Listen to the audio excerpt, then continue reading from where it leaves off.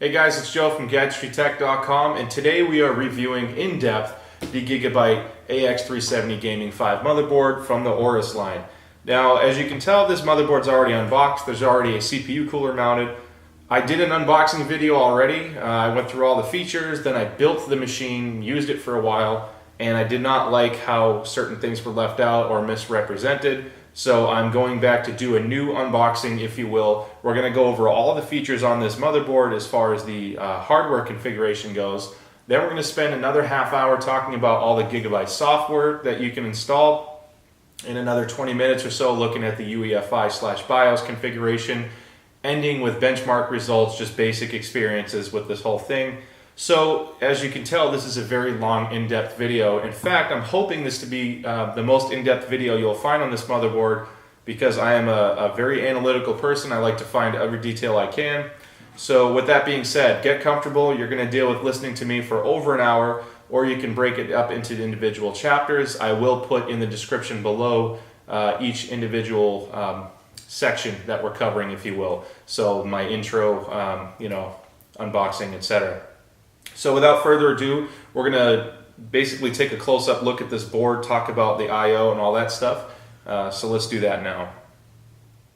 Okay, so before we get in depth into the motherboard itself, let's take a look at a few components that it came with. This is the SLI bridge. This guy here, basically that allows you to run 2 NVIDIA graphics cards. You do need a 370 chipset to do that. If you do a B350 chipset, then you can run Crossfire but not SLI, so don't expect this in the B series boards. Hard drive labels, this is if you have multiple hard drives, SSDs, optical drives, etc. You can label the cables on both sides or one to make it easier to know where to plug things back in. Quick installation guide, this is just your hardware, basically like how to install RAM, a CPU, etc. Real basic stuff. This is a thermistor cable. It comes with 2 of these. I'm using one of them, which we will cover more in depth later about the functionality of that. But this allows you to plug into the motherboard. There's 2 additional outputs for it to monitor additional temperature areas on top of the sensors that are on the board. So if you put some by the hard drives, if you put some next to a water cooling unit and you want to know what the intake temps are, you can do all that with these. And they're long enough to basically install them anywhere you want in the case. This is an RGB extension cord. It sounds simple enough, but basically it comes with a elongated cable. So if you buy an LED strip and you want to do RGB controls via your motherboard, this is what you need to have a nice black cable coming off so your strip isn't plugged in directly to the motherboard, allowing you to install it in a case somewhere. Gigabyte Aorus Velcro straps, kind of nifty. So if you're doing wire management in the back, it's a nice way to finish everything off. There is a Gigabyte logo or graphic that it comes with, a little emblem to stick on the case if you so please. And that about covers it. There's obviously a larger manual and a driver disc, not really relevant. The manual is nice, it's not fully in depth, but it covers enough, and there's some QR codes inside if you want to get more in-depth installation manuals or something like that, like a guide on RAM, etc. So that is the case. Obviously the back is loaded with features. We're going to actually focus on the board itself in an effort to save as much time as possible because this is a very long review. So without further ado, here's the Gigabyte motherboard itself. I'm going to clear out the table here. So this board, let's start with the I/O on it and why I think it's a really nice layout. So a lot of people will prefer to have more USB ports, and if so, that's great. This still comes with 9. The Crosshair board, I think, has 12 if you get the Asus one. There's quite a few there, but at the sacrifice of a second Ethernet port, which is what I preferred. So going from left to right, PS2 port, the yellow USBs is called a DAC up feature USB or a high output USB. Basically what that means is you have individual control over these 2 for more power. So if you want to step up the voltage instead of a standard 5 volt, you can have 5.1, 5.2, or 5.3 volts. Both of these will change at the same time. You can't control the ports individually, but that's nice if you want to power external peripherals that require a little bit more juice over a long cord, like a webcam or something like that. USB 3.0 jacks, HDMI out. This is only functional if you have a AM4 based processor that has an integrated graphics card, which is coming out later this year. Right now it is March, so they don't exist yet. Therefore, that port is useless. USB 3.1 Gen 2 port, USB-C, and I believe this is the Killer Network card. So you have a Killer Networks 2200 series. Basically, that lets you do quality of surface filtering and stuff like that, which is pretty nifty. Standard USB 3.0 ports again. Here's your Intel gigabit NIC, followed by 2 more USB 3.1 Gen 2 ports, which is 10 gigabits per second. So it's a little bit faster than the blue ports. So it's nice that you have 3 of those. Gold-plated analog outputs and an optical jack.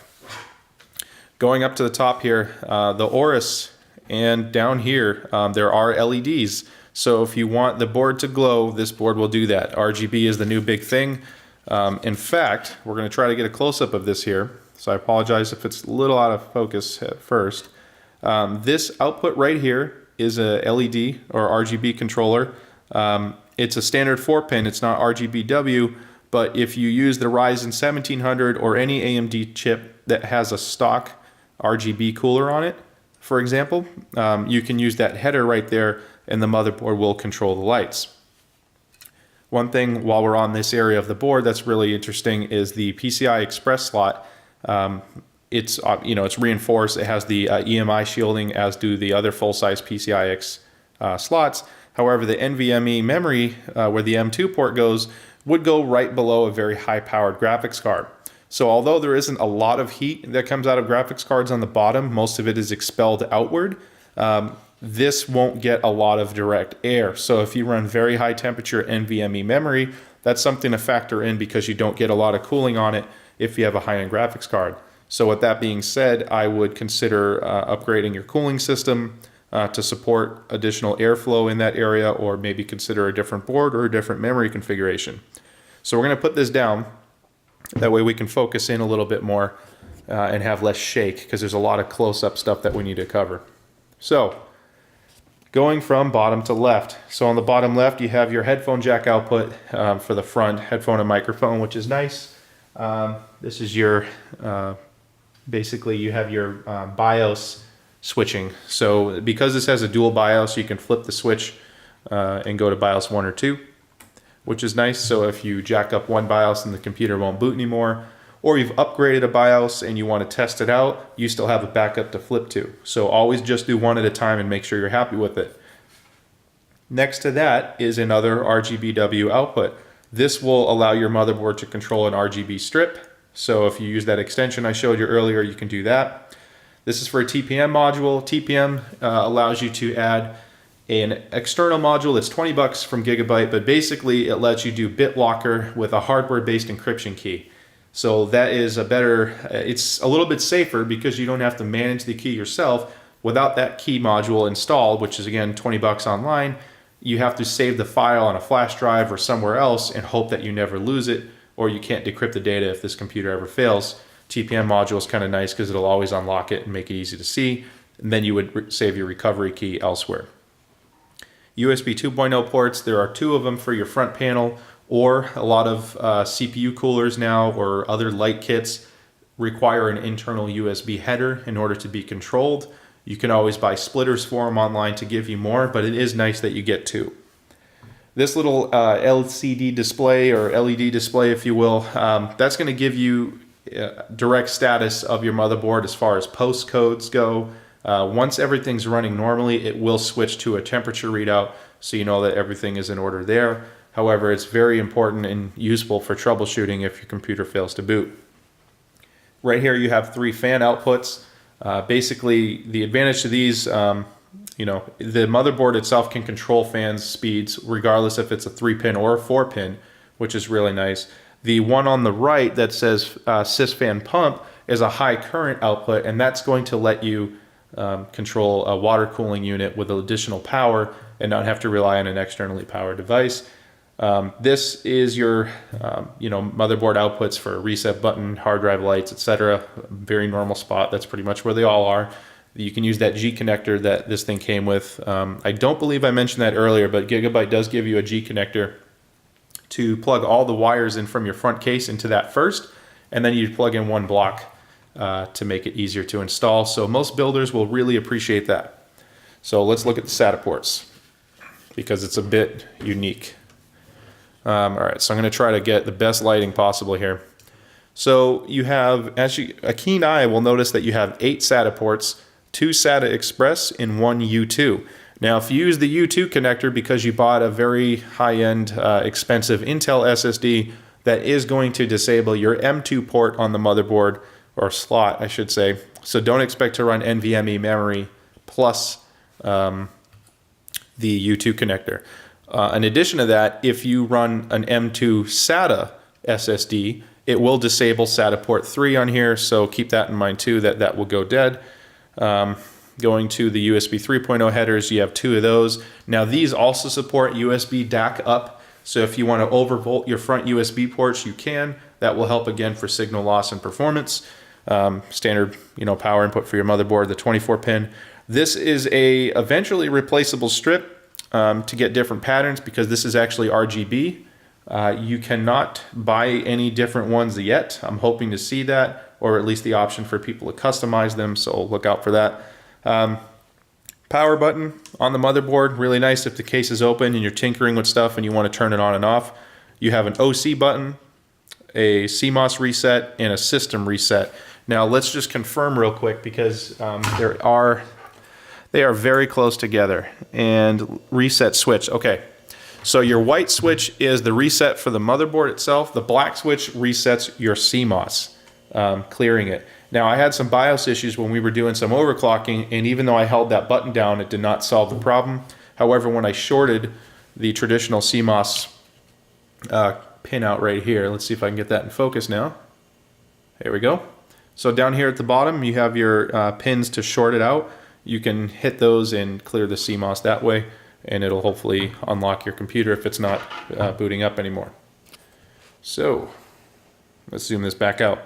Now there are a couple things I've noticed that I'm not a huge fan of, and that is the placement of the CPU fan outputs. So if you look right where it's plugged in here, let's get that into focus. There we go.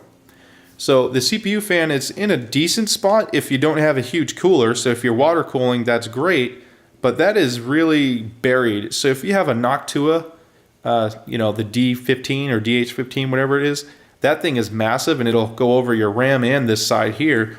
Once your computer is already installed, if you install that fan after the fact, good luck to you getting your hands in there to plug that in. Make sure you have a big open case if you're doing it. Otherwise, I would take the motherboard out to install it. Some motherboard manufacturers will actually put the fan header way out here, which maybe shows the wires more, but makes it much easier to service. So something to consider when you're looking at layouts. You have an 8-pin CPU input, not the 12, or basically 8+4 that you get on the Asus for extreme overclocking. There is another sysfan header right next to it. All in all, there's a lot of fan headers on here because they want you to use the Gigabyte Smart Fan controller, which is nice. So let's try to get a picture of the VRMs because everyone's always concerned about VRMs. And let's see if I can get that in there. There we go. So there are 8 there, and there are 4 more underneath that cooler right there. So you have a 10-phase VRM system, which is good for overclocking. Let's touch on that very quickly here. I left this air cooler on because this is a $50 MSI Core Frozer L. It's a very basic air cooler. I wanted something simple because everyone's doing air cooling, and I want to be able to show you what you can get with air instead of the expensive liquid cooling systems. So with that being said, this motherboard on a Ryzen 1700X, which is a base clock of 3.4 gigahertz, I successfully benched it on all 8 threads at 4.15 gigahertz, and due to a BLCK speed of like 99.8 or something, it was just under 4,150 megahertz. That ran Cinebench, it ran the CPU Z benchmarking suite, no problems, and it went really well. So even though this is a 10-phase VRM and a lot of people are sure that you need a 12-phase or the 16-phase that you get on the ASRock Taichi, don't expect it to make a big difference because there's people with the B series motherboards like B350s that are still getting 4.1 gigahertz. So, keep that in mind. I don't think it's a game breaker. I think 10-phase is more than enough. And if you like the features of this board, that's enough to offset it as well.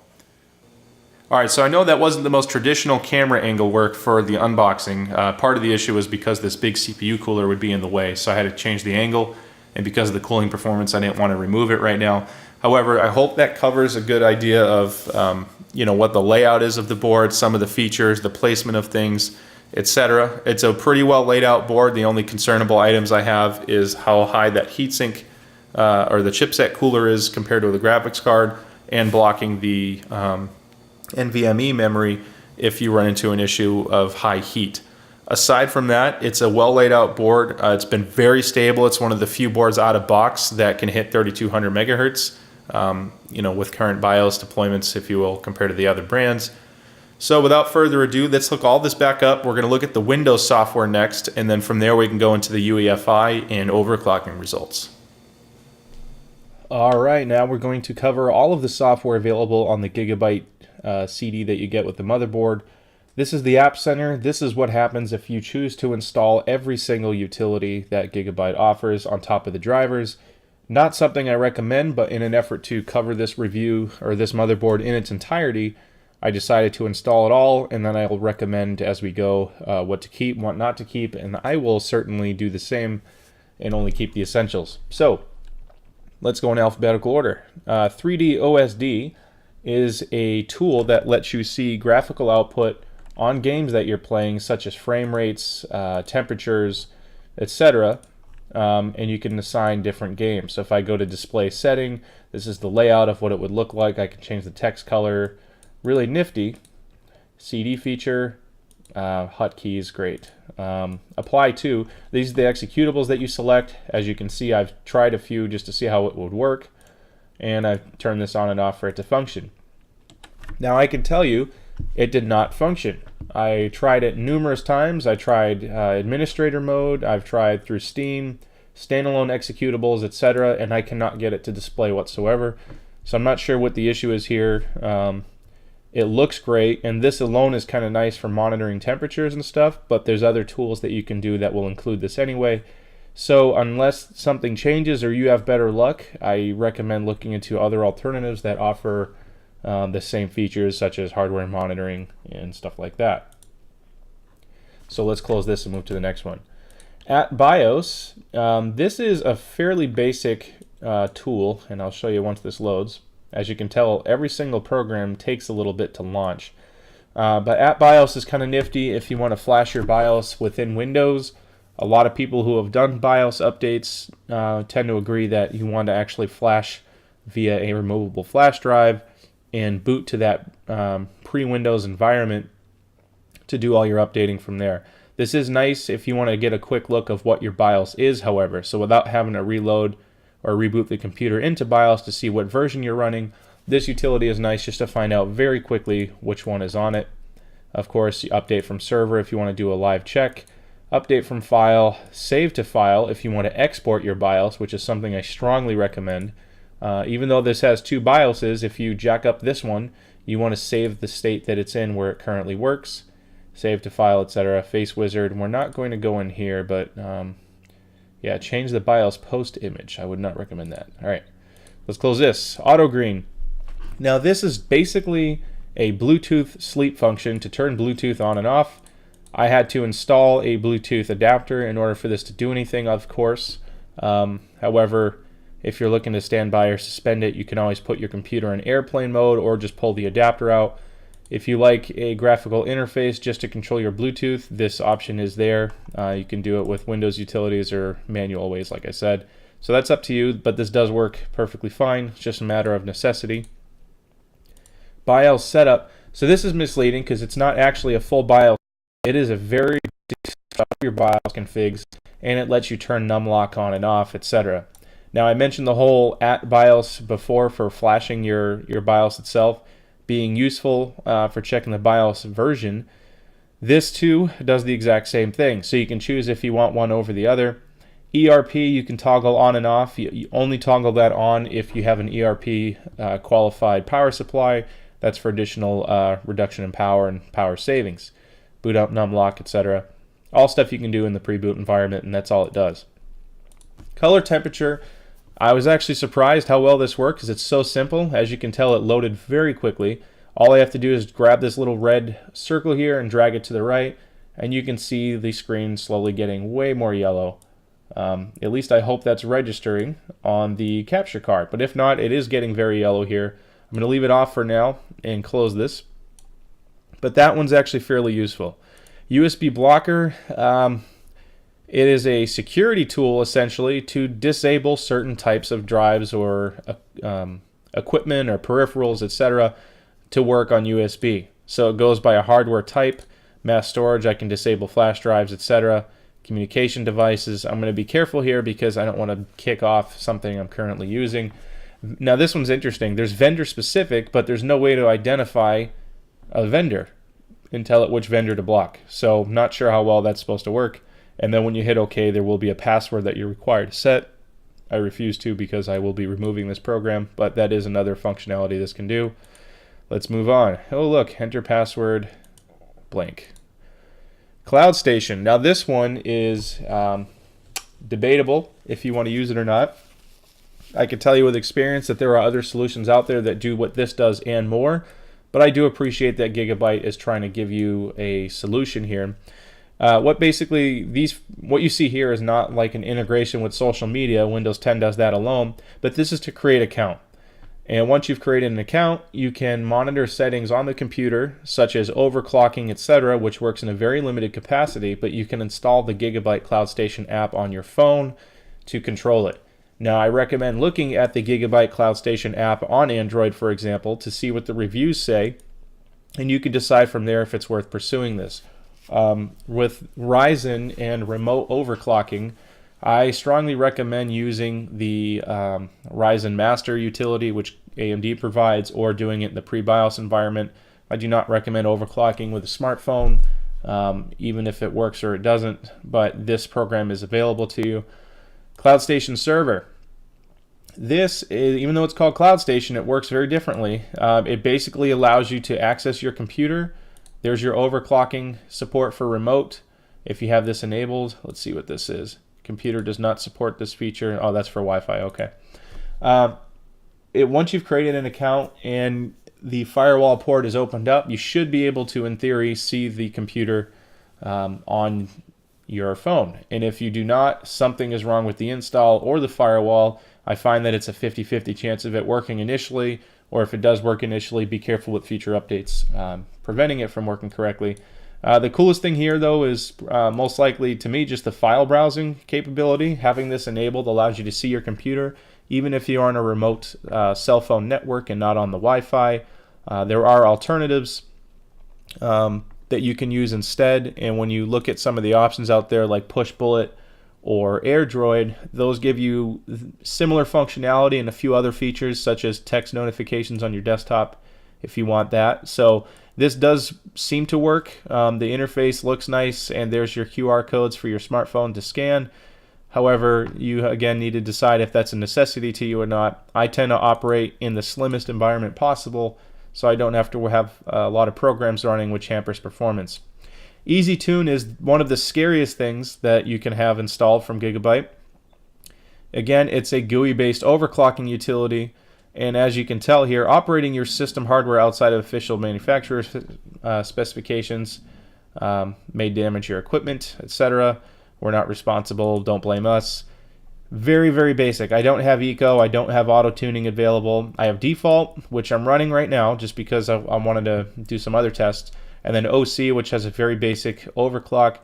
I refuse to do it because I've read that this software can lock out what you configure in the BIOS. It's some direct write to the BIOS that says, hey, EasyTune is controlling it now, which I don't know if that jacks up Ryzen Master, but I refuse to take that chance. But there's the specs on the bottom here, Corsair RAM GeForce graphics card. Now this feature is the same thing that you can find in Civ. It's the same program. I'm not going to click it yet because I want to cover that in Civ, but that's basically your thermals and all your temperature monitoring. And this I haven't actually tried, but here you go. That's a nice pop-up to show you everything you're currently running within the EasyTune software to confirm if your temps are good, fan speeds, etc. Easy or advanced CPU overclock, very similar to what you can do in the BIOS itself. Again, if you're going to do this, this is more of a quick way to do it without having to reboot, but I haven't proven if this overrides your BIOS settings or not in a sense that if you changed it in your BIOS, will this still change it back when you boot up? And I, again, do not want to take that chance because I plan on removing this after I've done some tests. Advanced DDR overclock, very simple. Do you want XMP enabled or not? And do you want to specify manual speeds? Now, if I do that, I can't choose anything else, such as timing, etc., which for extreme overclocking, it's kind of essential because you may have to loosen up some RAM timings as you speed it up. Advanced power. For overclocking, now this feature is available in the BIOS, CPU vCore load line calibration, and vCore SoC system on chip load line calibration. Basically what that means is as your overclock gets more extreme and the CPU load goes up, the power tends to dip slightly from what your voltage specification is. So what this does is it boosts voltage as load goes up, which can exceed the voltage that you've selected.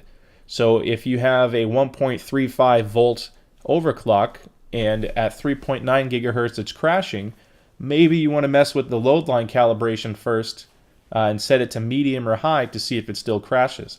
And it will exceed the 1.35, but I don't know how high it'll go.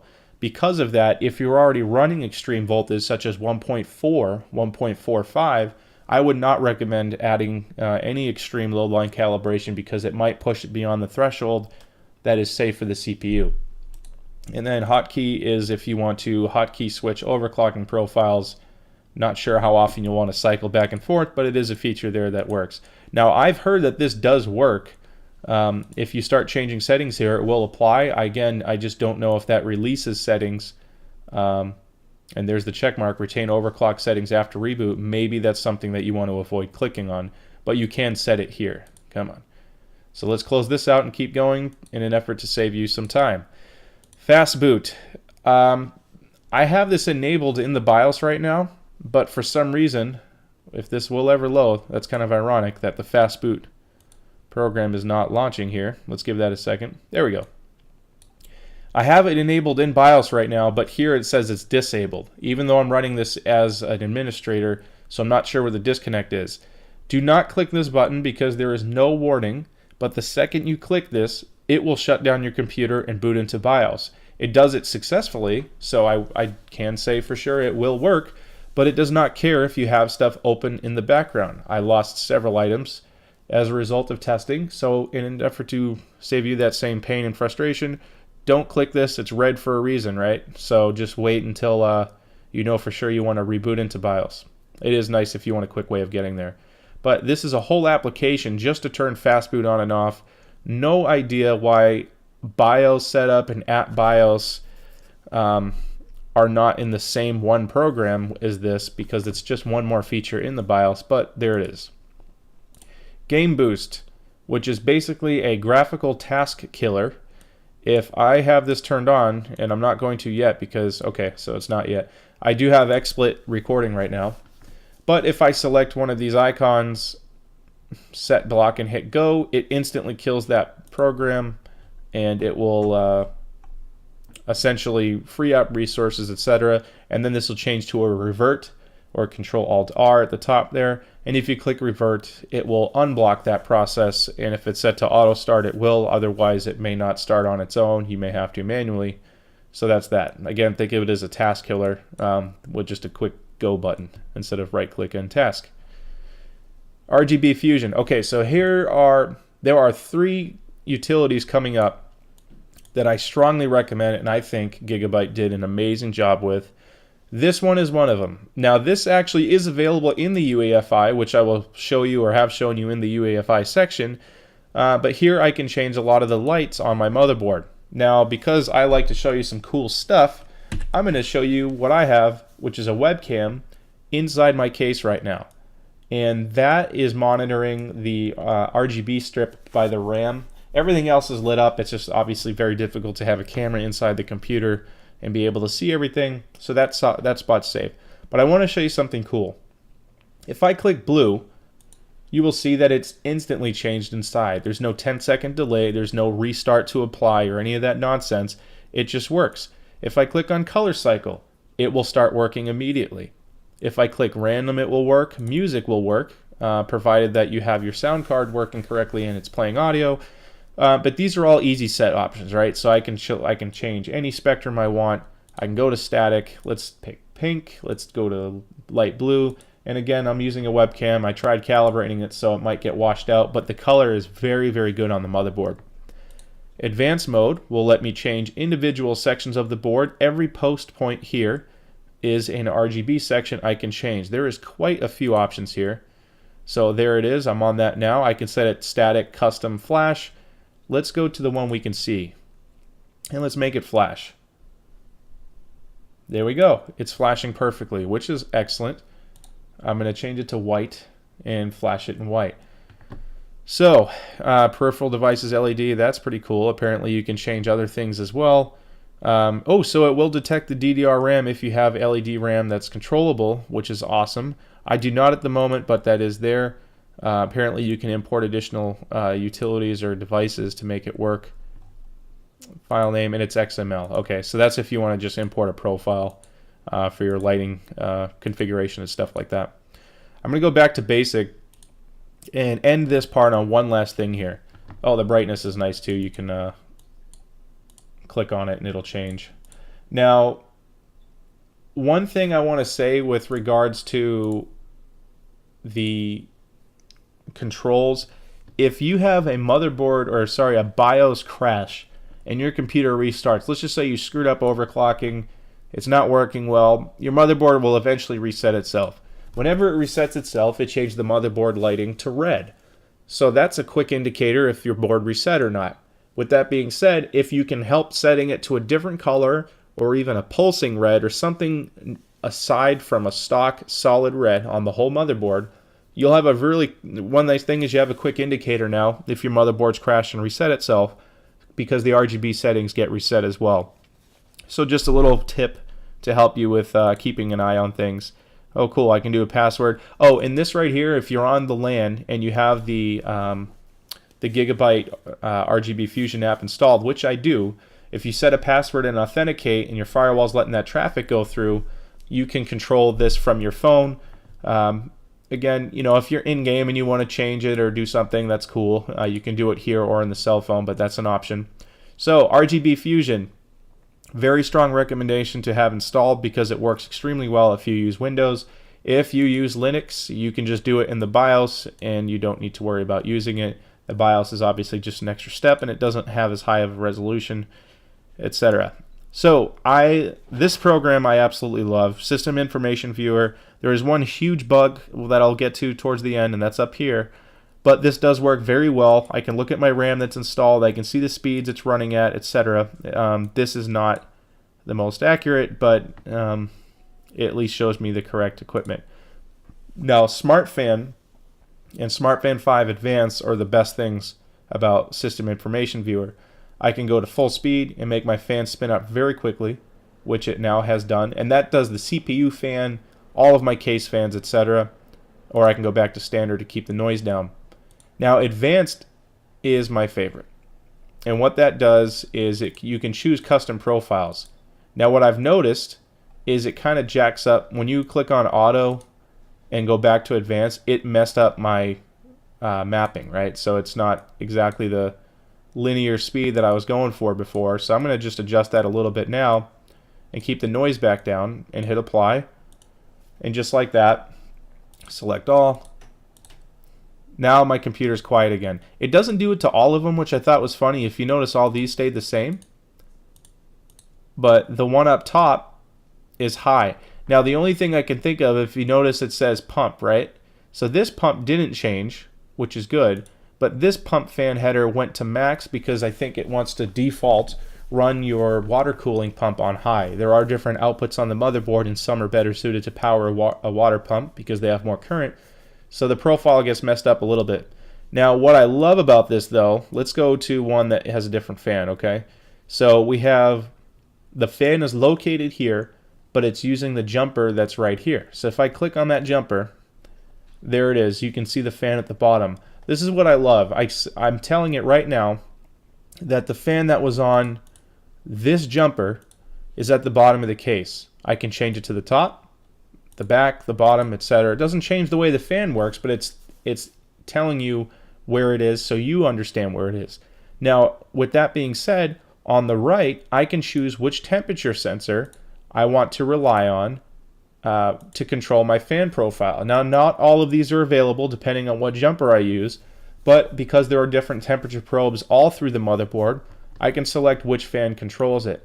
ECTemp1 is an add-on temperature probe that I install, which came with the motherboard, and that's jammed in with the Western Digital 4TB black hard drives that are running in RAID, which tend to get a little bit warm. So I can create a custom fan profile on my front fan that uses that temperature to determine how fast the front fan should spin up, in addition to what the CPU is doing. So let's find that fan real quick before we move on. Let's see where I put it. Here's the front fan, so that's awesome. So front fan is spinning. I'm using the PCI because apparently I was more concerned with the cooling on the graphics card, which is fine, but I could change it to the chipset or the temperature probe on the hard drive, and it'll ramp up its fan profile based off that temperature reading. So if I selected 42, the ECTemp for the hard drive, now it knows it's, let's see, it might take a sec to update. There we go, 42C, that's the hard drive temp. So now it's just increased my fan speed because it knows the hard drives are a little bit warm, and that'll help. So I absolutely love this thing. It works extremely well. Temperature interval is how fast you can change the ramp up speed. If you want the fans to fluctuate a lot, you can make it do that, or you can make them spin up gradually to minimize noise.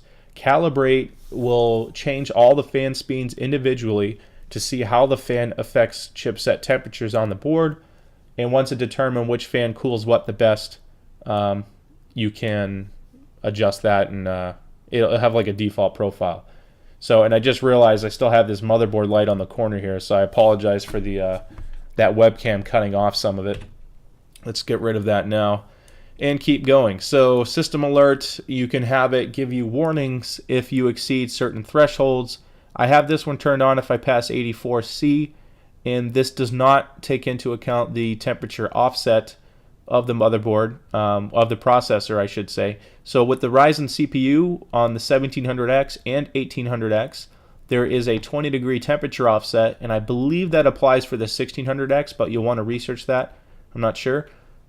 So whatever you see for a temperature reading, just drop it by 20 degrees, and that's what your CPU actually is. I think they did that for OEM builders to make sure the fan profiles work correctly. Record is cool. Temperature, fan, etc. This isn't going to show anything until I start recording, so let's try it. And now it's going to show, if I left it on voltage, in a moment here this will update. There you go. Because I have it set for every 5 seconds, now it's showing me the system voltage on the bottom. When I am done, I can export it, I believe, as an XML file. So let's hit stop. And there you go. I haven't actually tried opening these files yet, but I'm sure in the Gigabyte app you can see it because you can delete it here. So that's that. Temperature is C versus Fahrenheit. Now this was one of my favorite things about Civ hardware monitor. On multiple monitors, it just does not work. As you can tell, I can't see anything now. It shows me on the bottom that it's running, but as you can see, it's blank because it's an overlay. I see absolutely nothing. I've never been able to get that to work anymore, but if I disconnect my 2 extra monitors, it will work fine, and it shows up on the right-hand side, and it looks really cool. But with multiple monitors, if you're playing a game, you kind of lose that because the game's taken over anyway. So that is Civ. Again, not perfect, but this works extremely well. I love the adjustability and how I can see what all my temperatures are visually. So that's that. Smart Backup, if you have no other solution, and this loads very quickly, it just did on a different screen. If you have no other solution in place for backing up a particular drive or partition to another, this does work. However, it's very basic. You can make it so it always runs on boot. Once I've selected a destination, and there we go, so now it's showing up. It does not read my Windows RAID configuration. It's only showing a normal standalone drive. So the RAID 1 does not show up there. So a little bit basic, but it's functional. There may be better solutions on it. Think of Smart Time Lock as a very basic way to force your computer into a lock or shutdown state after a certain amount of use or certain time frame. So this is a very basic parental control program which can probably get killed off by a task killer. So, the password's nice to set it, but if any kid is really determined, you can right-click on Task Manager and probably kill the thing anyway, and it's effectively useless. But it can be convenient if you leave your machine on all the time and you're worried about leaving it unlocked or powered on. This is a nice way to kill it off. However, you can set your power profile in Windows to do similar stuff. Smart keyboard. One of the biggest takeaways with this is the sniper key. If you play a lot of first-person shooters and you do not have a first-person shooter mouse, meaning that you can change your DPI as you play, you can set a macro to where when you press this button, it slows down your sensitivity on your mouse regardless of what it's set to, which is really cool if you want to have really precise aim. And there it is. There's your smart key choice you can do. So every time I press F2, I can make my speed go down and start owning people, hopefully, right? So that's about the biggest functionality I've seen here. Macro keys, of course, if you want to program that. Shortcuts, so a macro launches a particular application, you can do that. Smart key, and I'm trying to remember what this did. Let's see. Let me turn it on. Okay, I have no idea what that does. There's no hot tips, right? Hidden. So no clue what smart key does, but there's smart key. I guess I should research it, but it should be pretty obvious. And then disable if you want to kill certain buttons off altogether, which is kind of odd. But it gets you some control over USB peripherals. I prefer not to use this, so I'll be removing it. I do have a higher end mouse, so this program's kind of irrelevant, and the less stuff you have running, the better, again. So as I get into the final two, just to recap, my favorite things here are either of these BIOS programs if you just want to see the BIOS version you're running. Color temperature works perfectly well. It's very fast. I don't recommend anything from here except RGB Fusion. Civ, System Information Viewer, works extremely well for your fan controller. And my last favorite is USB DAC Up 2. This could be viewed as a marketing gimmick, but it is functional. And of course, it's taking a sec to load here. Let's see if I clicked it. It's likely going to load on the right screen, so give me a second. Here we go. Okay, so what this does, if I have a high-powered peripheral headset on a long cord, such as virtual reality, so here you go, your front USB 3.0 outputs, I can increase the voltage compensation to help drive that long cable, which typically results in signal loss. Some high-end keyboards and mice may benefit from this. I would not go straight to 0.3, but if you're having any kind of performance concerns with power, just slightly overvolt, there are two USB 3.0 ports at the top of the motherboard on the back that will let you do the DAC up, and then both the front two, like I said, which will work well. I have run into situations where, especially streamers, I'm sure you've seen this, if you run an extension cord on USB, which it was never certified for, a lot of times you have a hard time powering up a webcam. This little trick right here will boost the signal, which will hopefully keep your webcam on when you start running multiple devices off the same bus. So that comes in handy. I do like this feature and I will keep it on because it doesn't do anything else. VTuner is a GPU tuner for whatever graphics card you have installed. There's the warning.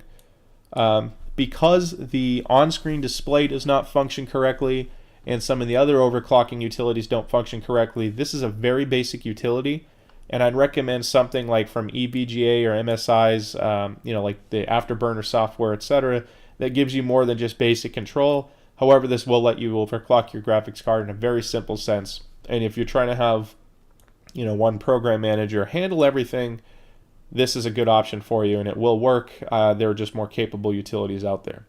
Again, hardware monitor was amazing on single monitor, multi-screen. I have not been able to get it to work. If you do, shoot me a comment and let me know, because that's something I can research as well. That about wraps up the Gigabyte App Center. I will be removing most of these. I can tell you that you can uninstall from here, which is cool, and get control, and it's just going to go straight into the, if I can get it to come over here. Come on.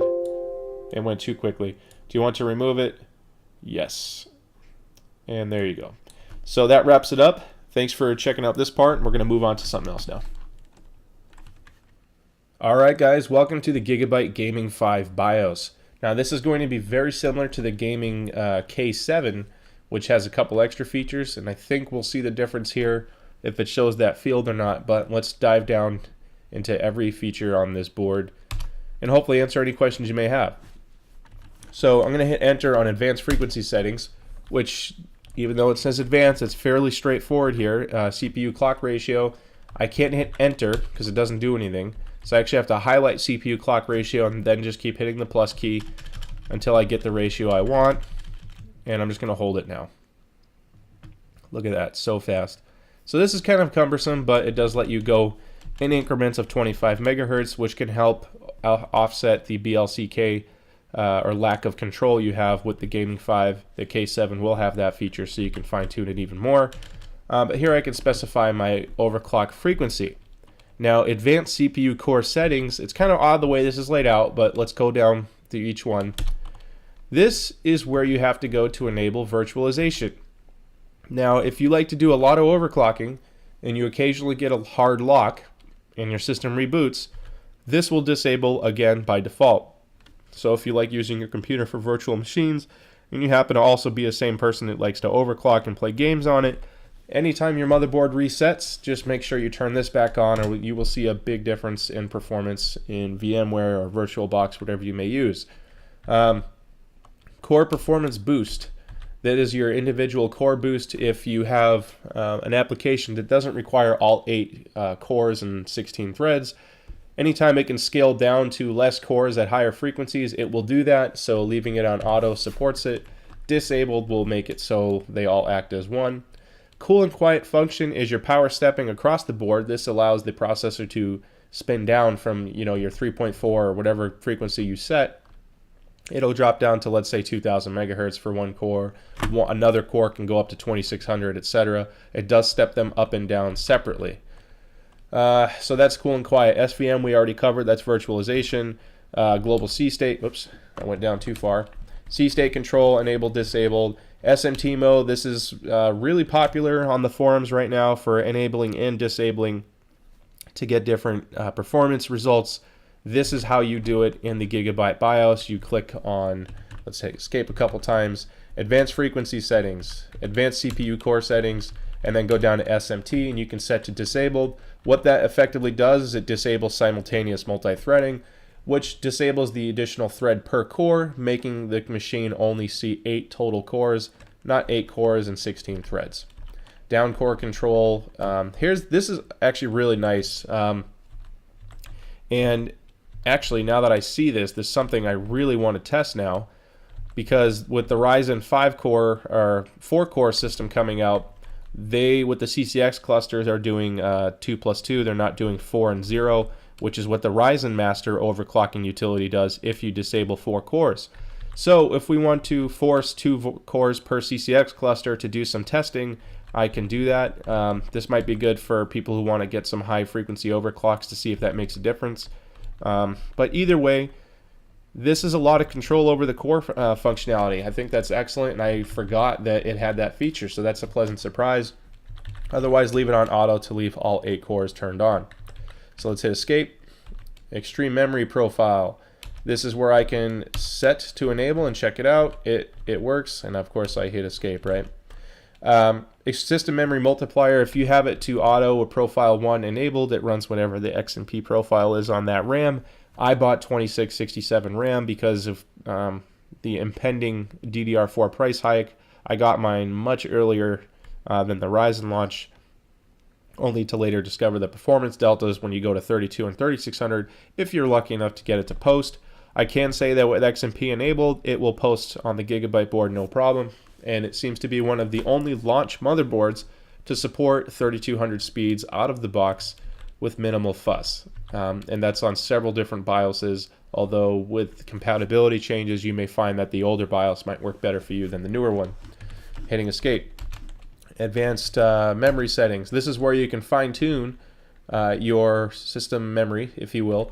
Memory timing mode. I can go to advanced manual, and what's cool about this, I can change channel interleaving, rank interleaving, and the subtimings. Now what's nice about this is you can manually loosen RAM timings by hitting the plus key, again, apparently.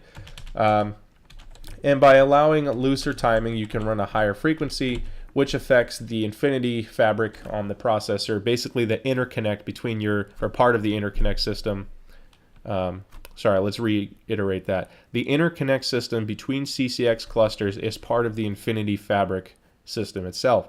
So when you run higher RAM speeds, that directly influences the interconnect between both fabrics, or both CCX clusters.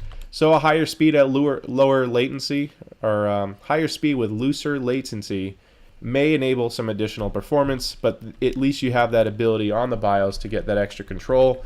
The ability to control RAM timings on the Ryzen Master overclocking software is a bit more limited than this, even though you can do it in Windows, which a lot of time that makes you restart anyway. So I recommend doing it in the BIOS to get something a little bit more stable in a pre-boot environment. Advanced voltage. So this is interesting. When you go to advanced frequency, all you can change is frequency. You don't see the voltage on it. So kind of like the Gigabyte software, I wish they condensed some of this to where it makes more sense from an overclocker standpoint, because I want to see my voltage and frequencies on one page. However, at least you still get this control. So if I go to normal, or normal, it lets me do dynamic vCore, where I can do a positive delta, if you will, or I can set it to auto, which I'm going to leave for now because I have been using the Ryzen Master. You can select the VDD18, VDDP. Basically, this is a combination of things like the system on chip itself, your bus voltages that leaves it, etc. DRAM voltage, again, I wish the voltage was on the same page as the RAM frequency. However, it's nice to have. CPU vCore load line calibration. I touched on this earlier on the Gigabyte software rundown. However, it is important to point out again, just in case you're doing it on the BIOS, this allows extra voltage to be applied to the CPU under full load with high overclocks. So what that means is if I'm running 1.35 volts, to use the same number as before, and I run all 8 cores up at 4 gigahertz and I get a system crash, it may not need 1.4 volts, it might need a little bit load line calibration to help boost the voltage under high load situations to help feed all 8 cores. Think of it as providing more gas to the engine, you know, when the turbo spools, if you will. So that's a nice feature to have. I'm going to leave it on auto and just let it handle its thing, because I've gotten some insane overclocks with this computer already. PC health status is basically just showing you all the current voltages in the state as it is. Miscellaneous settings, PCI slot configuration, which generation do you want enabled, and it's been fine with auto. I haven't tested this yet, but I'm hoping to do that at a later date. 3D Mark enhancement is the same idea as what ASUS Crosshair motherboards have with the performance bias. However, this is just for 3D Mark 01, so I found that kind of interesting, that why have it. Now this is important, System Fan 5 settings. If you have a Linux computer, or you're putting Linux on this, you don't get access to all that great software and great quote-unquote from Gigabyte, because some software is not really worth pursuing. However, the fan control is kind of necessary if you like to tweak it. You do get really good fan control options in the BIOS to adjust the fan profiles. Now I can adjust every single fan independently and set my own performance curve, which might actually work better than using the software in Windows, because I don't think it will get jacked up as much when you do profiles, and especially on a pre-boot environment. It'll have that. Here's your temperatures down bottom here. Let's see, temperature interval. This is how fast the fan speeds ramp up and down. Fan control, let's see if I'm missing anything here. Temperature warnings, cool. Hey, kind of limited. That's interesting because there's a 20-degree offset on the CPU, so this is only 60, and that goes straight up to 70. There's nothing in between, so I'd prefer to have 5-degree increments, but I guess it's nice to have either way. So that is that, guys. This is the fan controller. Let's go back, because there's a lot of stuff to go through. Also, and if I move my mouse to the bottom, I can go to easy mode, Q-Flash, or Smart Fan, and if I go to the right, I have a really quick overview of the current specifications. You notice BCLK is 100.22. For those who are watching this video who own a Gaming 5, your BCLK might be 98 or 99. And a BIOS update might change that, it might not. You might be on the F3 BIOS and upgrade to F5, and then find that when you upgrade later, your BCLK drops under 100. It seems to be pretty random, so I wouldn't look too much into that. As long as it's close to 100, I'd say that's perfectly normal. So let's close this eye out. All right, system. So when we boot, this is the BIOS I'm running. I'm running the F5D. Now let's talk about F5D real quick because it was a blessing and a curse at the same time. I worked with Gigabyte and XSplit on an issue where, for those who don't know, this motherboard, along with the K7, comes with a full year of XSplit premium license for free. That is a $60 license / value if you're looking at the face value of it. And I love using XSplit, so I was totally on board. That helped influence my decision. However, when you installed XSplit, it failed to give me the promotional 1 year, and I did some digging. We could not figure out why it wouldn't do it. Turns out that anything older than F5D, the substring on the BIOS that tells the computer what kind of motherboard it is, was blank. It just said default string. Totally fine for installing everything, but certain software uses that string to identify the motherboard to make sure that the software that you installed is indeed still on the same machine. So while that did fix my XSplit installation and then prompted me for a promotional credit, if you will, of 1 year, it broke my brand new Office 26 installation, saying that I don't own this software and I had to call to reactivate it, which now isn't an issue, but if I ever have to do it again, you can only do that so many times before they lock it out. So please, before you start installing software, please install F5D BIOS first. That way you don't jack up any of your licenses and save yourself the heartache. So hopefully you're watching this part of the video and that saves you in the future. System time format. Let's keep going. System date, I can set that. No, I don't want to quit. System time. Access level, obviously administrator, that's fine. Nothing's locked. Boot options. I only have one DVD drive. Boot up numlock state, yes. Security options, system, setup. Full screen logo I have enabled because why not? Fast mode boot. Now this pissed me off because I've enabled it numerous times, and every time there's been a system reset, just like the virtualization, this will get removed as well. Here's what's weird about this. Now this is the biggest glaring issue I've seen with the Gigabyte board. First off, I love this board. I have amazing things to say about it, especially if you've looked at my posts on Reddit and other forums. However, the BIOS post time is probably one of the lowest speeds out there as far as all the new Ryzen AM4 motherboards. I've seen it take anywhere from 40 seconds to a full minute, which is insane because this computer has over $2,000 of hardware in it. It should boot pretty damn fast. And when I said ultra fast, last boot only, and I'm disabling additional peripheral checks, it should boot up right away. Windows 10 QL, I'm bypassing stuff. It should be fast. It made almost no difference on boot time. So I'll leave it on, let's try, I'll put it back in ultra fast. You're not going to see it on the video because when it reboots and the HDMI signal drops, the recording will pause. But I will tell you that in the current BIOS state, this is from F3 to F4 to F5, they've all had slow post times. And I'm really hoping that that gets improved with new BIOS updates. So without drilling down, a lot of these are pretty obvious. Windows 10 features. If you plan on installing Windows 7 or Linux, make sure it's other OS. Windows 10 WHQL is a specific driver support on loadout. I tend to prefer as specific of a boot profile as possible to disable exposure to additional things. CSM boot, that's your compatibility for other devices.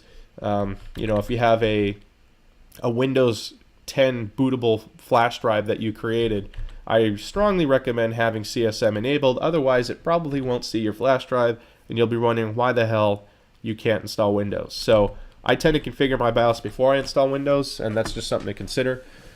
UEFI only, great. Network stack disabled, don't need that. Peripherals, sorry.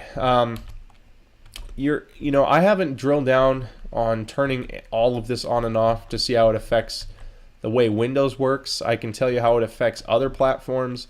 RGB Fusion, this is important because a lot of people want to know, hey, I've been asked this, if I have Linux, can I control the lighting? Yes, you can. I can change that right now in BIOS, and that applies in real time. The second I click it, just like the other part of the video you already saw, the second I click it, it changes color and everything's fine and dandy. And I can go all through the advanced modes at will.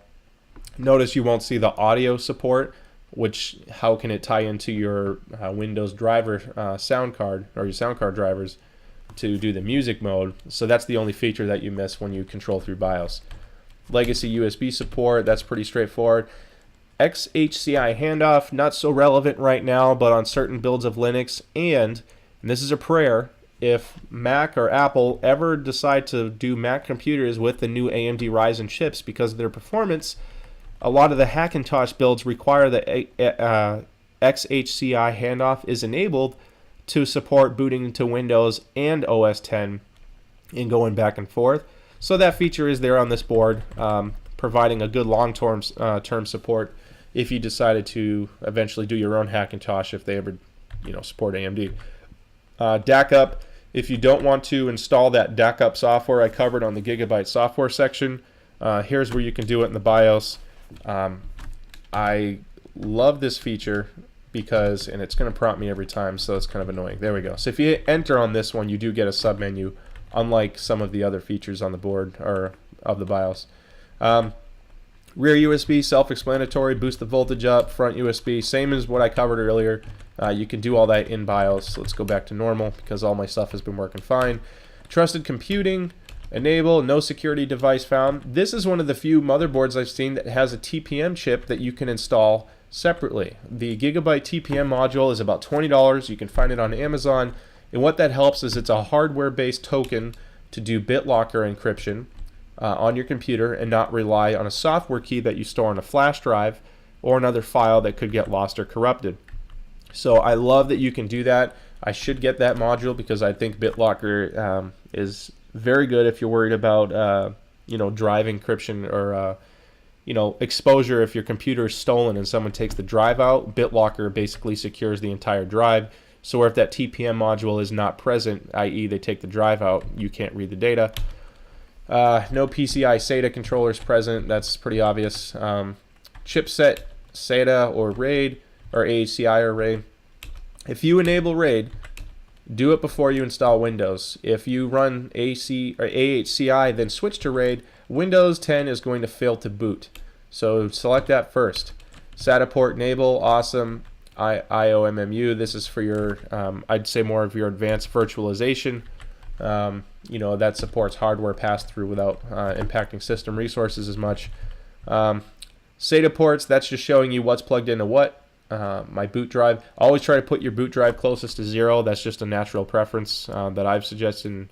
You can technically do it to any of them, but by default it'll find the first port. AC back, so if you unplug your computer and plug it back in, it'll turn on its own. Power on by keyboard. If you enable this, you can do it where you have to type a password, then the computer will turn on its own. Press the Windows key to turn it on. That keyboard 98 is just that Windows icon on your keyboard. Any key is literally any key. How about that? Power on by mouse, move, or right click. You can turn your system on. ERP is your power reduction savings or energy reduction power or some weird thing like that. Basically, if you have an ERP rated power supply, you can safely enable this and that'll save additional electricity. I haven't even checked if ERP is an option on my power supply. It should be because it's thing's $200, but it works fine whether it's off or on. Soft off by power button, instant off. That's if you're in a BIOS screen like I am right now. If I press the power button, it'll shut off right away. Resume by alarm. Wake on LAN is enabled by default, which is weird. Most motherboards have that disabled by default. That might have something to do with the Gigabyte apps they push so hard.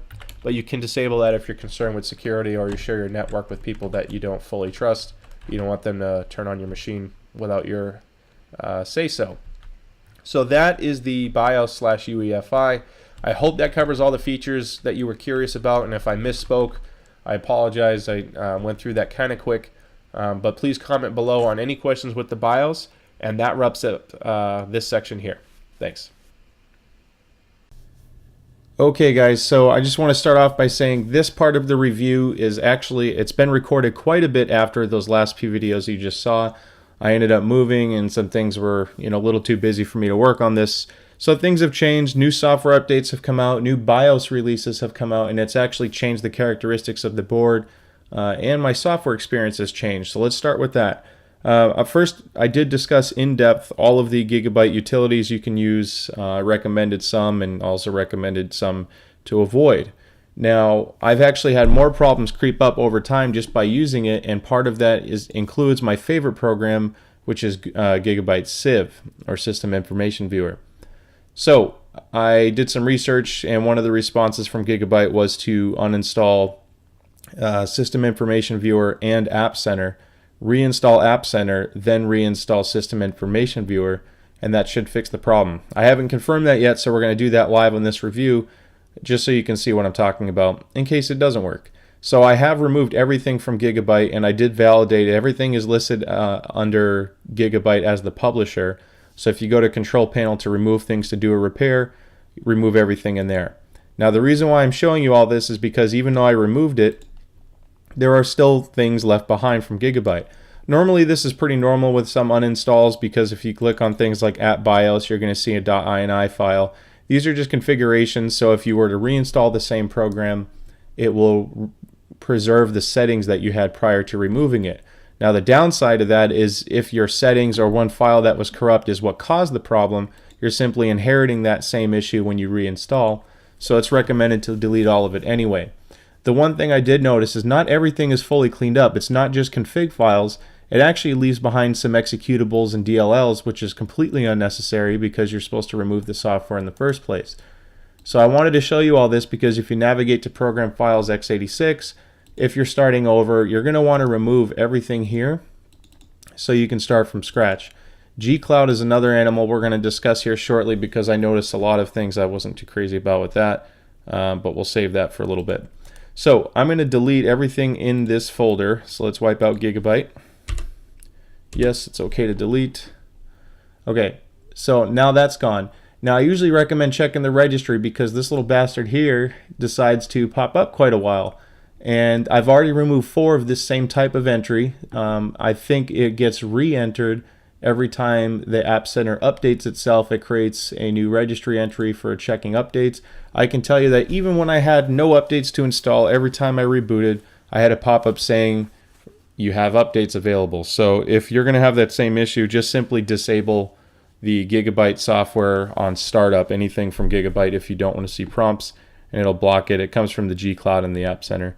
So we're going to remove this main entry here. That value that you saw with Gigabyte App Center driver update, that's under this parent folder here. So I'm going to click that once and hit delete. Yes, and my search term was Gigabyte. You can also hit F3 after you've searched the word Gigabyte once, and it'll keep looking in the registry for additional entries. And check it out, here's another one. So I'm going to delete this parent folder. And if this ends up taking a while, I am going to delete part of this footage to shorten it for you. I'm hoping I don't find a lot more because I've already removed 5. Okay, so we're good on the registry, nothing there. This is now clean. That is clean. Let's go ahead and start installing stuff. So I have the downloads folder here. I'm going to start with the App Center. And let me move this over so you can see what I'm doing. So there's the App Center. And these you can download off the Gigabyte website. They are zip folders, so just extract them all before you go ahead with the installation. EasyTune engine service. Okay. While that's updating, and if it doesn't auto run, we're going to launch it ourselves here in a moment. It's there, so we'll just give it a second to finish. Now I noticed another thing. So Gigabyte's G-Cloud or update service that they use, every time you restart your computer, it creates a firewall rule, as long as you have it enabled on boot up, to allow the port that it operates on to talk to the internet. So I'm going to pull up, show my firewall now, and check this out. This ridiculous process, let's scroll down. I'll highlight the bottom just for perspective. You're going to see a ton of 9009 entries. It completely fills your firewall rules with garbage. And I went through this. I mean, it's insane how many were up there. And this is a TCP connection, so it is session based. Now, just to add icing on the cake, when this is running later, I have Wireshark sniffing on that port. So if it does transmit or receive any data with that port being used for inbound or outbound, whatever it may be, we'll see that. So I'm going to keep that on the side just in case. Now I don't see anything happening with the update anymore for Civ. So we're going to go ahead and, sorry, for App Center. So we're going to launch App Center again.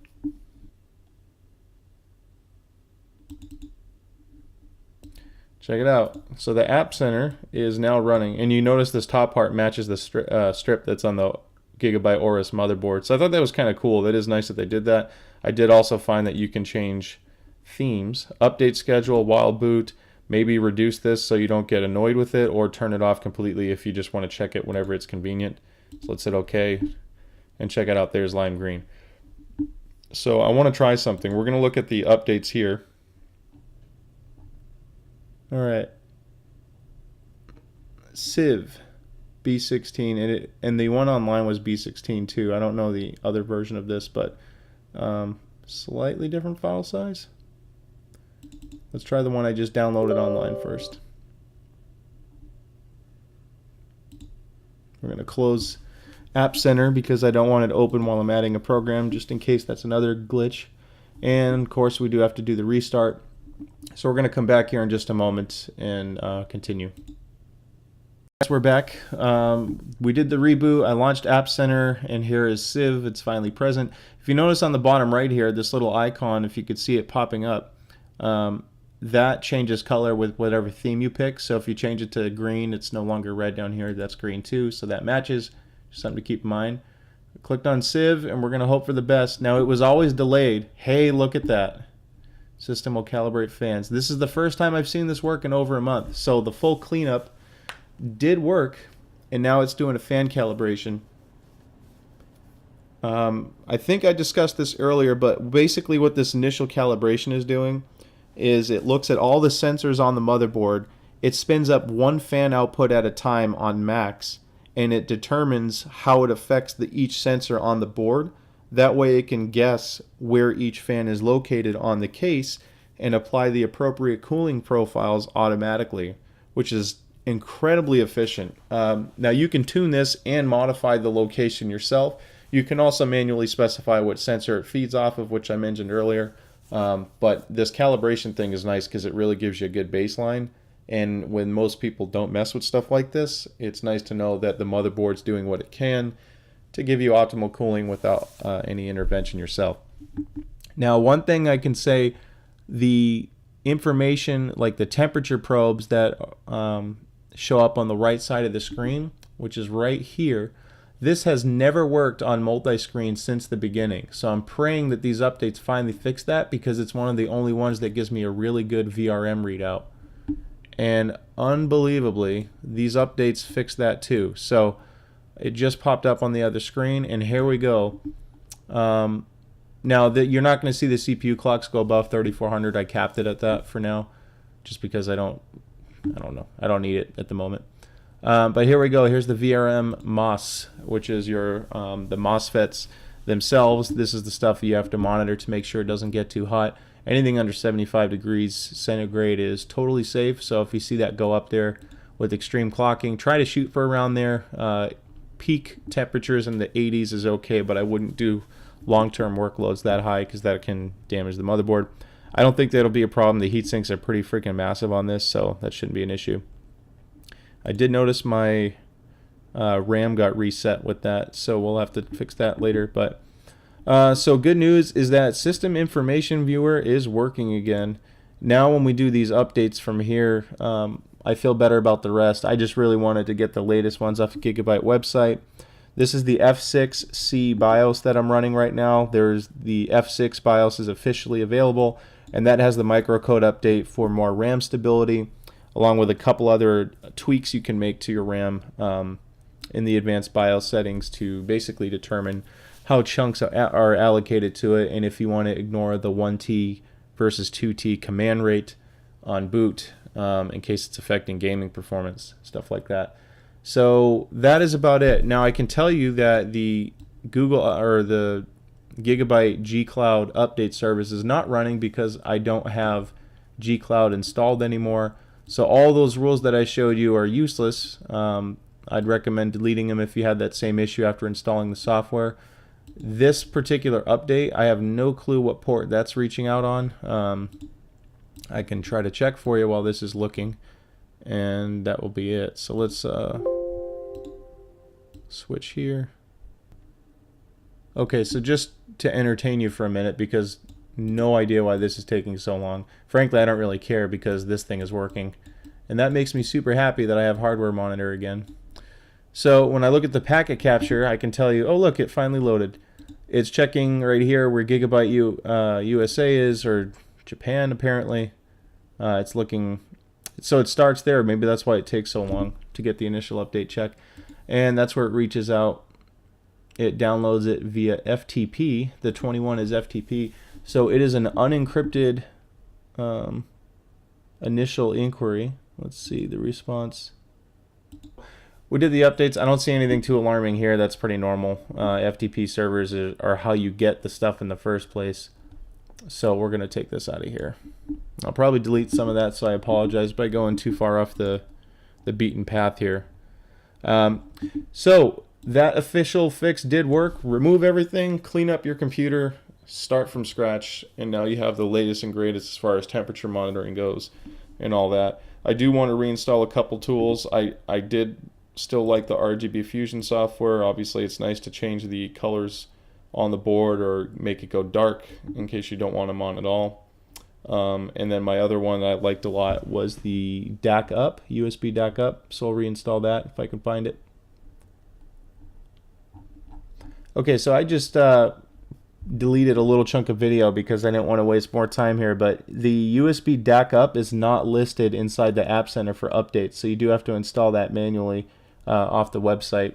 So if you like that voltage or over voltage feature and you don't want to go in the BIOS to do it, you can still do that there. Just download it off the web. All right, so let's launch RGB Fusion. And even this, I mean, all right, so all of the software relevant apparently to this new user interface has been updated. And check it out, there's more features on here with different flashing patterns. It looks like they've upgraded quite a bit. There's the profiles, intelligent if you want to change the color based off of different parameters in the CPU, internet, or temperature. So lots of good stuff. I think this update's excellent. I'm really excited to see where things are going. Hopefully they keep improving it because the Ryzen chip's going to be out for a long time. It's 4 years on this particular socket. So this board's going to be used for quite a lot of stuff. I hope this helps wrap up the software. If you guys are having bug issues in the future or have had them, this should serve as a fix. And that about covers that. All in all with this motherboard, let's just recap. I've been very happy with the hardware. I think the build quality is excellent, and I think the components are done well because I can overclock this over 4.1 gigahertz successfully. The drawbacks with many motherboards are the software, and this one really wasn't any different. Now, there's obviously improvements, and I hope the new versions are less buggy, but just keep in mind that the software is not perfect. The other thing I wanted to bring up is the BIOS itself. It's a bit more limited when you compare it to things like the ASRock Taichi or the Asus Crosshair. I've had a bias towards Gigabyte, and this was not given to me as a review. I did buy this motherboard. I've leaned towards Gigabyte because of their past motherboards. I've been very happy with it. This one wasn't quite as bug-free as the old ones that I used to use. The boot time is arguably one of the slower ones. I'd imagine it takes 20 to 30 seconds if I'm lucky, and that's with everything set to be in the fastest mode possible. And you don't have things like P-state overclocking, so I can't do overclocks and still keep that dynamic speed change. So if I'm not using the processor and it wants to downclock a little bit, I lose that functionality. The one last thing I want to bring up, if I go to power, choose power plan, if you downloaded the latest AMD Ryzen chipset drivers, you'll now see a new power plan that's called AMD Ryzen Balanced. And let's try to show you what the Ryzen Master application does. And I'm showing you all this because the overclocking software or overclocking in the BIOS is very limited. So I don't want you to feel like you're missing out because this still gives you more than enough capability to do stuff. I have it in balance mode because as you can see it'll downclock a little bit and it also keeps the voltage extremely low. my voltage has been under 1.2 almost the entire time, and I'm running 3.4 gigahertz on an octa-core, which is amazing. So let's see, 1.164, and there's the down clock. Now if I go to the Ryzen balanced, it's going to keep everything at 3.4. It'll never drop. Now I did some long-term monitoring, and I did not see temperatures really change more than a degree. So don't let those drops in frequency fool you. It's not like it's running any cooler. You can keep it on the Ryzen profile, and that helps improve performance a little bit, just as far as latency goes and using a lot of apps or programs at the same time. So that's about it. Thank you guys so much for sticking it out. If you made it to the end of this video, holy crap, good for you. I don't know if I could do it, and I made the video. So I'm hoping, with that being said, that you learned something about the board and Ryzen itself, and it helps you make a better decision or get the most out of your experience. Thank you again for watching. Shoot a comment below if you have any questions. I try my best to answer them promptly for you, and I will see you next time. Definitely leave feedback if I could do something better in the future. This review was very in-depth, so I know I wasted more time, but yeah, that's about it. Take care, guys, and we'll see you next time.